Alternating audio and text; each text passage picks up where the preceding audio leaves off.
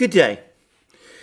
The chairman of the Joint Chiefs of Staff of the United States, General Milley, has now admitted that which has been obvious for some time, which is that the United States is no longer the indisputable global superpower that it was for a period after the end of the Cold War, but that there are in fact three great powers in the world: the United States, China, and Russia. He did not admit to the other fact, which is that those two superpowers, two of those great powers, China and Russia, are in de facto alliance with the United States. Nor did he mention the fact that this is creating a festering, a growing commitments crisis as the United States struggles to find the resources to confront the Chinese in the Pacific and the Russians in Europe at one and the same time, and that the United States is finding it increasingly difficult to balance the commitments it has made between the two. Nonetheless, that crisis is indeed deepening and it's getting worse. And one of the major flashpoints, the major flashpoint between the United States and Russia, remains, of course, Ukraine.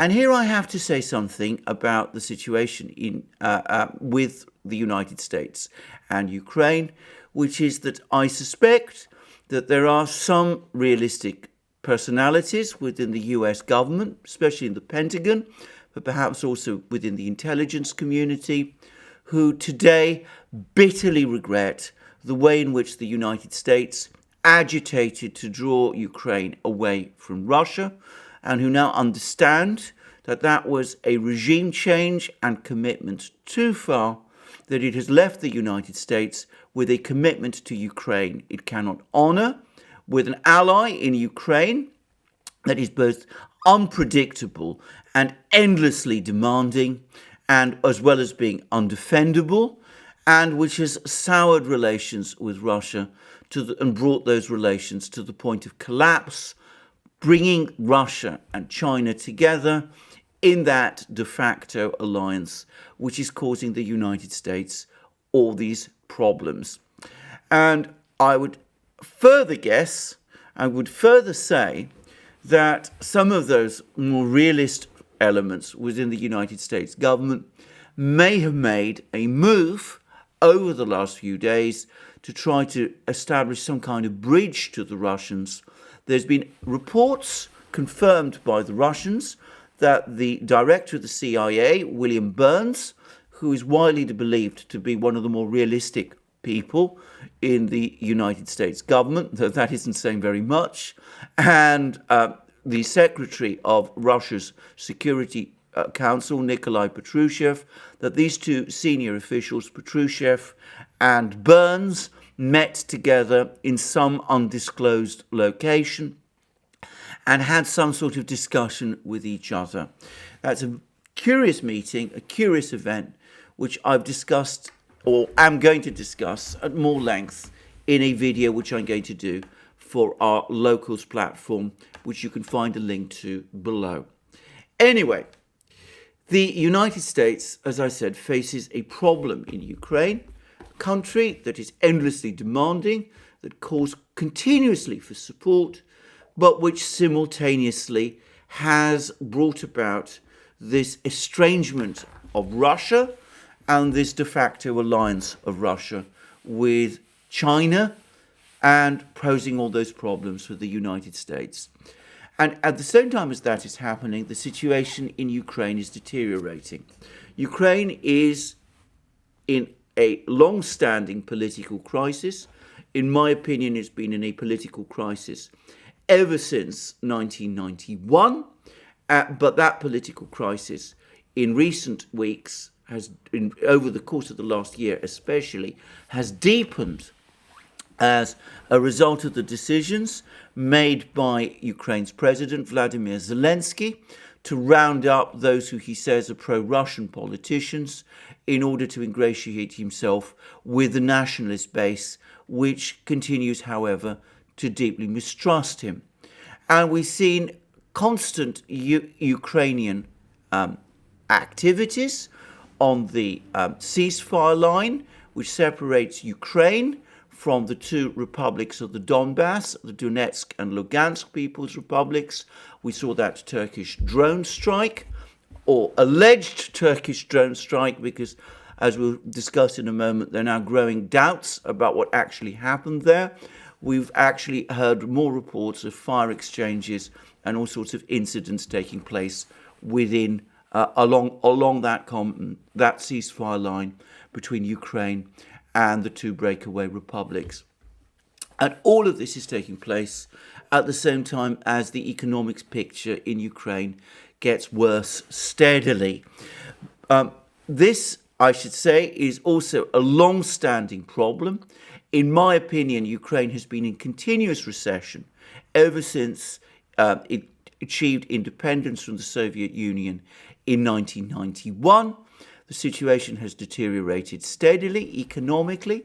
There have been brief periods when things have looked like they might be getting better, but invariably they fall back, and it becomes clear that apparent recovery is only a mirage. And there have been reports increasingly from Ukrainian businessmen and even some former politicians who gradually come round to admitting that Ukraine has essentially moved from being an industrialized country, as it was during the period of the Soviet Union, to becoming a pure natural resource provider, which it is essentially today. Moreover, as that deterioration of the economic situation, the economic picture in Ukraine has continued and even accelerated, Ukraine remains the only former constituent republic of the Soviet Union that has not recovered to the GDP levels it had when it broke away from the Soviet Union back in 1991. So a deteriorating economic picture, a deteriorating political picture, a deteriorating security situation. And the result is we've now had that long, predictable interview from Sergey Lavrov. But before I get to it, I'd like to discuss briefly certain reports which have appeared in the US media about an alleged buildup of Russian forces on the Ukrainian border. No such buildup of Russian forces has, for the moment, taken place. So far, there are no movements of Russian troops closer to the Ukrainian border. That has been confirmed by the Russians, for once by the Ukrainians as well, and also by the US, which says that it has detected no unusual moves by the Russian military. That doesn't mean, however, that things aren't going on.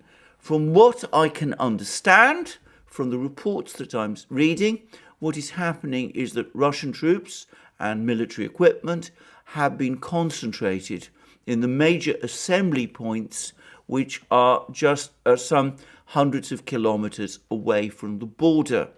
In other words, the Russians, conscious of the deterioration of the security situation on the ceasefire line, are starting to position forces closer to the Ukrainian border, but still within Russia, in the major assembly points and bases of the Russian military in that region, from whence they could be redeployed to the border very quickly in the event that any serious fighting were to take place along that ceasefire line between Ukraine and the militias of the Donetsk and Lugansk People's Republics, the two breakaway republics of the Donbass. And I think that some of the movements of these troops have clearly been picked up by the US intelligence community and relayed to the media.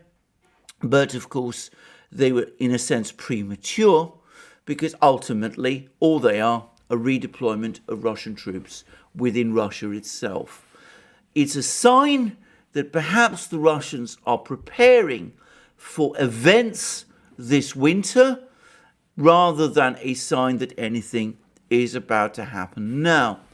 And indeed, the situation this winter in Ukraine is beginning to look increasingly precarious, because I spoke about the deteriorating economic situation. There's been something which has given that deteriorating economic situation a massive further twist. Specifically and in particular, what we have seen is that Ukraine, over the last few days, has stopped importing coal, thermal coal, from Russia. Now, this is a strange episode because it began with the Russians interrupting their supplies of thermal coal to Ukraine. That's the coal that's used in Ukrainian power stations. And I should say that Russia supplies around a third of that coal. The Russians interrupted their supplies of thermal coal to Ukraine, not, I think, because they were looking to put pressure on Ukraine, but because Russian power stations themselves were running short of thermal coal, and some of that thermal coal that was usually exported by Russia to Ukraine had to be held back and provided to Russian power stations instead. Anyway, predictably, this act caused a furore amongst nationalist circles in Ukraine itself, with the result that though the Russians are now saying that they're prepared to resume supplies of thermal coal to Ukraine and to supply the power stations there, the Ukrainians themselves are refusing to buy thermal coal from the Russians. Given that Ukraine needs Russian coal, that Russia meets a third of Ukraine's needs for thermal coal, and given that there is a worldwide coal shortage, I'm not exactly sure how the Ukrainians expect to make up the difference. But here we see again a further example of the way in which nationalist hardliners always seem to make the political weather in Ukraine. They seize on any and every opportunity and pretext to pursue, to intensify their anti-Russian agendas, and they seem to have done this again over the coal issue. And this is happening at the same time as Ukraine struggles to meet its gas needs. We've had a strange situation with gas for a long time. In theory, Ukraine doesn't buy gas from Russia anymore. It buys it from the European Union. In practice, what happens is Ukraine siphons off Russian gas that passes through Ukrainian pipelines on its way to the European Union, and then pays the Europeans European prices for that gas which it is siphoning off.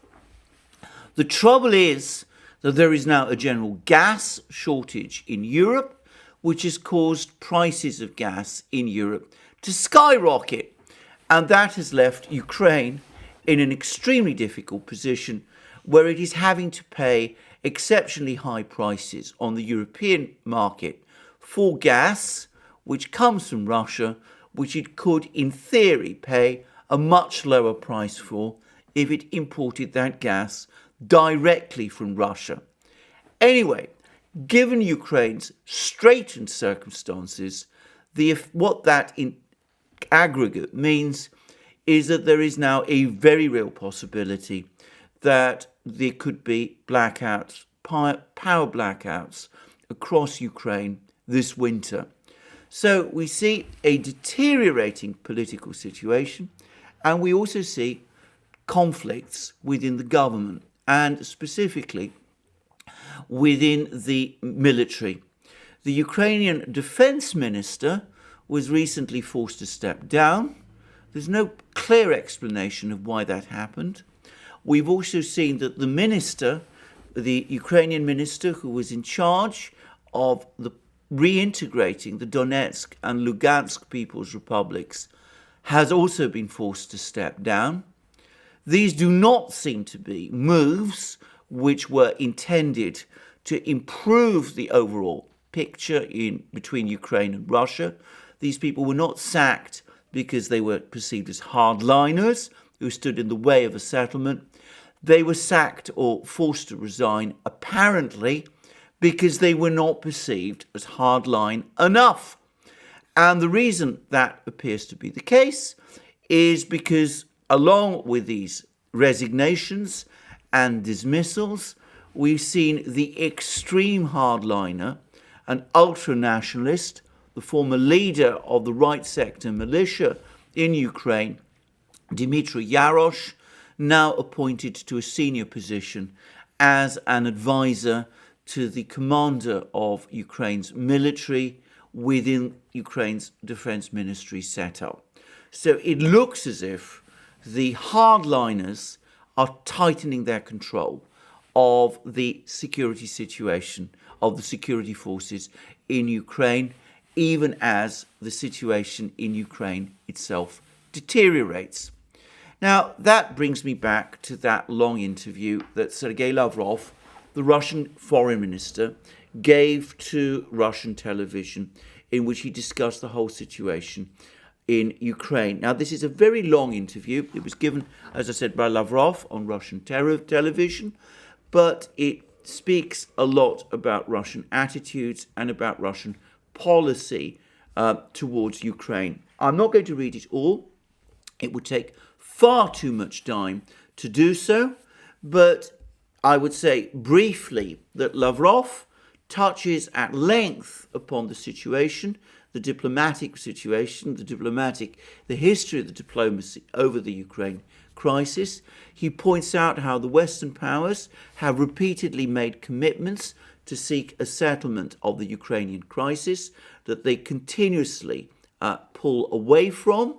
And he also points out that the Western powers have been trying for the last few months to set up a meeting between Putin and Zelensky, whether a bilateral meeting or a meeting within the Normandy 4 setup, which the Russians are resisting because they see no purpose to it, especially as the Western powers, whilst repeatedly saying that they support the Minsk agreements, also show that they have no interest in implementing the Minsk agreements, either because they essentially supporting the way in which Ukraine fails to honor its obligations in the Minsk agreements. And some of Lavrov's comments about this are exceptionally strong. He says, for example, "I am disappointed to see such a decline in Western negotiating and diplomatic culture.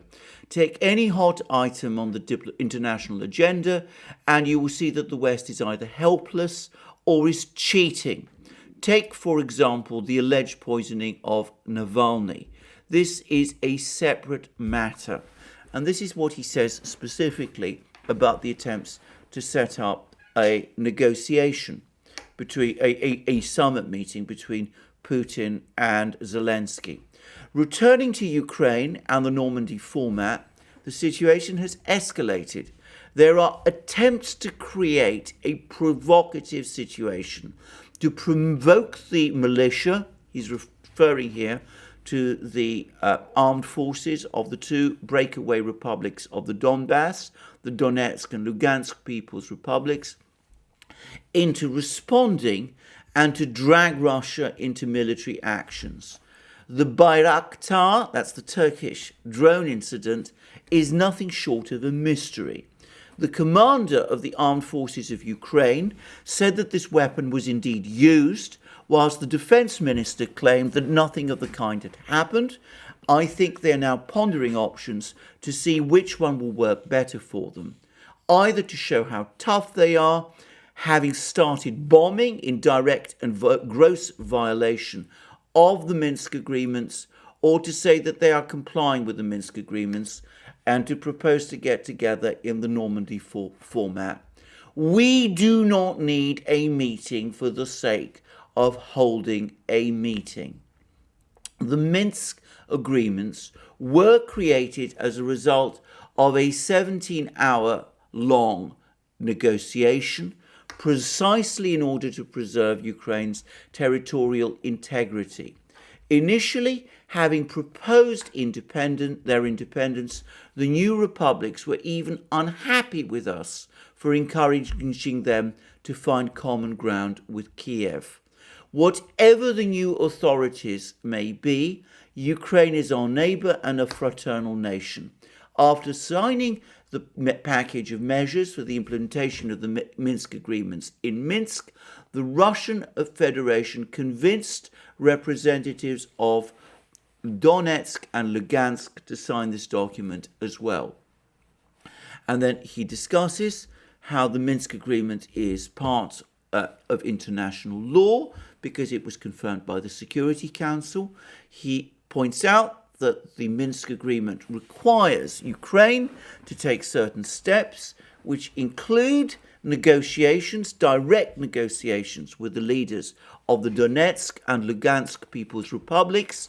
And he says that as a result of Ukraine's failure to carry out its obligations to talk with the representatives of the Donetsk and Lugansk People's Republics, the Minsk process is in a deadlock, and the Europeans in particular will not acknowledge that fact by pretending to the Russians that they support the Minsk agreements whilst telling the Ukrainians that they actually support the stance that the Ukrainians are taking.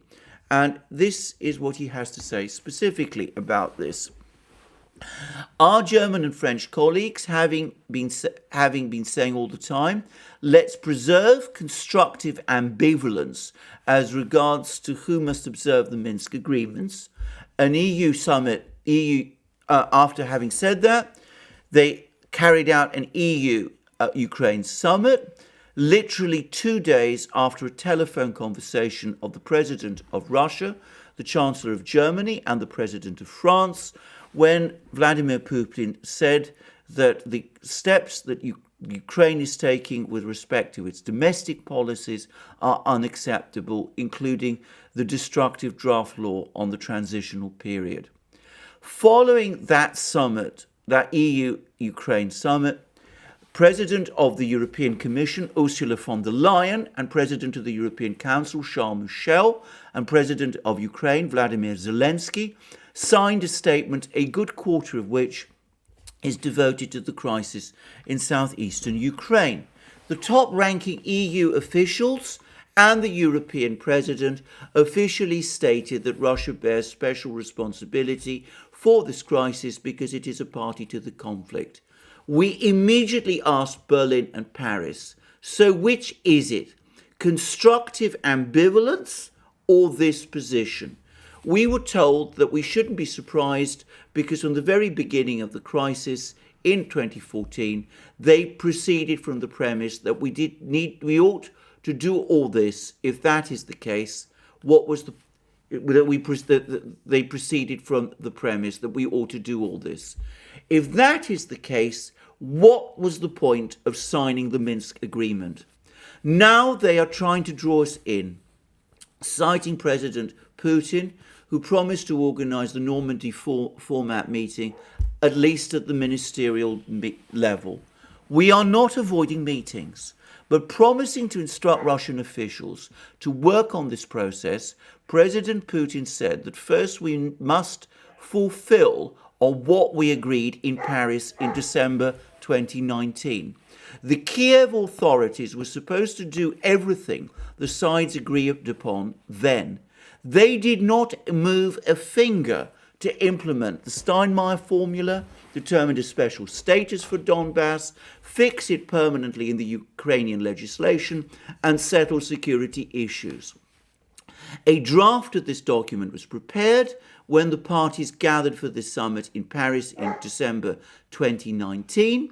Its first item was an appeal by the Normandy format leaders for the disengagement of troops and withdrawal of heavy artillery along the entire contact line. President Zelensky said he could not agree to this along the entire contact line and suggested doing it in 3 points only. Even the German and French participants were a bit perplexed because the aides of the presidents and the chancellor coordinated the text ahead of the summit. Eventually, they shook their heads and agreed to disengagement in 3 points. Ukraine has not carried out this provision so far. Its conduct was indicative. It did not want to adopt a radical measure that would reduce the risks of armed clashes with threats to civilians. With great difficulty, the parties agreed on special measures in the summer of 2020. They signed a contact group document stating that any fire must not immediately trigger reciprocal fire. Otherwise, there will be an escalation. After each shelling, a commander of a unit that was attacked and supposed to report to the Supreme Commander. Only after his approval, the commander of the unit could open reciprocal fire. The republics included this provision in their orders, but Ukraine flatly refused to fulfill it. Then several months ago, it was persuaded to accept it and went along with this, implementing what was agreed upon a year ago. However, recently, the commander-in-chief of the armed forces of Ukraine said that none of this was required. If you hear a shot, even into the air, you can go ahead and bomb the civilian population. So what Lavrov is saying is that negotiations are at a deadlock. The Europeans, their mediation has failed. They've not acted as mediators.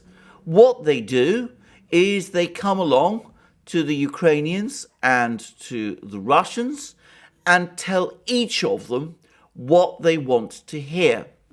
In the meantime, Ukraine has been using this unwillingness on the part of the Germans and the French and the Europeans to negotiate in good faith in order to go back on all the commitments that they have made. Firstly, the commitments that they made in Minsk in February 2015, and all the commitments that they have made since, including the various ceasefire commitments. In view of this, further negotiations are pointless and they serve no useful purpose. So, the result is that the situation is deadlocked, it continues to deteriorate, sporadic fighting along the ceasefire line continues to take place, and the Russians, for their part, are no longer interested in negotiating either with the Ukrainians, which is what Dmitry Medvedev, the deputy chair of Russia's Security Council and former Russian Prime Minister and President, has recently said in a statement, and they're not interested in European mediation either, because they've concluded that the Europeans are incompetent and deceitful mediators. They're not mediating between the parties in good faith, and they refuse even to recognise the nature of the commitments that they themselves made in Minsk in February 2015, or subsequently in the various Normandy format meetings. So, given that this is so, given that there is in effect a total standstill, the Russians have recently suggested that perhaps it might be a way round for the United States to join the negotiations as well, because after all, the United States remains an active country. It is the country that is worried first and foremost about the commitments crisis that it is facing, finding itself as it is in a situation where it is simultaneously in a standoff against China in the Pacific and in a standoff against Russia in Europe, with the Russians and the Chinese increasingly cooperating with each other, and at the same time, the Europeans, when faced by this suggestion from the Russians that the United States join the negotiations, the French and the Germans simply refused. So, we have that situation at the moment when France and Germany are no longer trusted by Russia, when negotiations are at a standstill, and where there is a deteriorating economic and political situation in Ukraine itself, with the high possibility of a deep economic crisis in Ukraine this winter, with blackouts taking place. So, is it surprising if the Russians are moving their troops closer to the contact line, if they're sending their troops to the assembly areas and are thinking hard about what they will do in the event that there is a military crisis and conflict in Ukraine? Well, I'm going to repeat what I have recently said in a live show that Alex Christoforou and I did on YouTube recently, in which we touched on the situation in Ukraine, amongst others, and something which, by the way, was also confirmed by Anatol Lieven, extremely well-connected and well-informed international affairs commentator who specializes on Russian matters and who spoke to Russian officials at the Valdai meeting, the recent Valdai meeting in Russia, which President Putin himself attended. Both Alex and I in that live stream and Anatol Lieven have said that in the event of a military conflict in Ukraine, one which obliges the Russians to intervene, they will not stop. The Russians, if they're forced to intervene, will not stop at the Donetsk and Lugansk People's Republics, the border areas of the Donetsk and Lugansk People's Republics. They no longer have any incentive or reason to do so. They know that if such a thing were to happen, if there were to be a conflict, and they were indeed to be drawn in, the West would sanction them, it would disconnect them from SWIFT, and the Russians are ready for that. And given that that is so, they see no reason any longer simply to stop at the Donetsk and Lugansk People's Republics. Their attitude is that if they're going to be sanctioned anyway, they might as well take further steps to drive the Ukrainians out of the entire oblasts, the regions, Donetsk and Lugansk regions, parts of which remain occupied by Ukraine, and perhaps to go further still, who knows, maybe to reoccupy, or as they would see it, the whole of Ukraine's Black Sea coast, moving all the way perhaps to Odessa itself, to the borders of Transnistria and Moldova. Now, that's not the Russian plan. That's not the desired outcome for the Russians at the moment, but they have the capability to do it, and I don't really see that they any longer have any disincentives from doing it if there is a major crisis in Ukraine, a military crisis in Ukraine this winter. And if that were to happen, then, to say it straightforwardly, it would be a catastrophe for the United States and for the Europeans. Whatever rump Ukrainian state were left would be cut off from the sea. Its naval route, its maritime and trading routes would be cut off, and to say it straightforwardly, it would be economically unviable.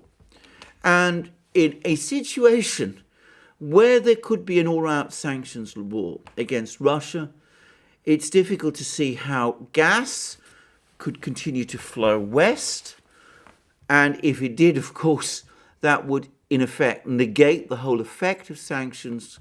But if that gas flow westward were interrupted, well, the effect on Europe, we'd see power blackouts across the whole of Europe, and of course the inflation crisis that would then happen would be simply unimaginable. So it seems to me that the Germans and the French, the Europeans in this situation, are playing an increasingly reckless and dangerous game. I wonder whether they really understand it, and whether they really understand the extent to which the stakes are growing in Ukraine, and the extent to which we now have a real possibility that we could be, before very long, in the next few months in an endgame situation. My own view remains the same as it was back in the spring. I think that if Ukraine really does plan to launch a strike on the Donetsk and Lugansk People's Republics, if the Germans and the French get wind of that, they will lean hard on Ukraine, as they did in April, to get Ukraine to pull back, because they do not want the kind of military and political and economic disaster they would face if the situation in Ukraine were to spiral out of control. But I have to say that I'm far from convinced that this is the situation, that they fully understand that situation. And we have a difficult political situation in both Paris and Berlin at the moment, with a new government in the process of being formed in Berlin as a result of the protracted and apparently very difficult negotiations which are underway there, and with a difficult election being called in France in April, with Macron far from certain to hold on to the presidency. So we have a difficult political situation in Europe, a fraught political situation in Ukraine, a catastrophic economic situation in Ukraine, a bad economic situation in Europe, and the Russians increasingly frustrated and exasperated, no longer willing to talk for the sake of talks, no longer willing to make any further concessions, and holding their powder dry and moving their troops closer, as I said, to their assembly areas in case they need to be activated. So, the situation in Ukraine this winter is precarious, more precarious, in my opinion, than it was over the course of that crisis in the spring. I wonder whether the Europeans understand that. I wonder whether the Americans do. As I said, I still think that when push comes to shove, the Europeans will act, and probably the Americans also will act, to prevent a war in Ukraine, which would only end for them in a total and unqualified disaster. A greater disaster, a bigger disaster, because of the general economic situation and inflation crisis, than would have been the case if that war had taken place in the spring. But the risks of that war, of that spiral out of control, are nonetheless there, and it is a testament to the utter bankruptcy, the total failure of Western diplomacy and Western grand strategy that things have reached this point. Well, thank you for joining me for this program. I look forward to you joining me in further programs, both on this channel and on our main channel, the Duran, where I do programs with my colleague and friend Alex Christoforou. If you want to join us for, I would also urge you, by the way, to check out Alex's own channel. You'll find links under this video. And please also remember to look us up on our Locals channel, where we're publishing an increasing amount of exclusive material. I've just done my third live stream on Locals, and as I've already said, I'm publishing programs there, including I'm in the process of doing a program about the meeting between William Burns and Nikolai Patrushev, which I mentioned briefly over the course of this video. And in addition, you can, of course, participate actively in our community on Locals, and I would strongly urge you to go there too. And I would add that many of those restrictions on topics we can discuss and on language that you'll find in other places, they don't apply on Locals. We're able to speak freely there and say straightforwardly what we think. And as well as Locals, we're also present on other channels, on other platforms, BitChute, Library, ODYSEE, And of course also Rumble, which is now teamed up with locals, and on the new free speech platform SuperU. And you can also support us, if that's what you want to do, via Patreon and Subscribestar. And you can also support us by coming to our shop, buying the amazing things that you will find there, our hats, our hoodies, our sweatshirts, our t-shirts, our magic mugs, all of exceptional quality. Our clothing is all of 100% cotton and beautifully made, and things like this are embroidered, they're not printed, and our mugs are famous and durable and beautiful and a joy to use. And you can also support us by checking your subscription to this channel and by ticking the like button if you've liked this video. Well, thank you for joining me again today. I look forward to you joining me again soon, and have a wonderful day until then.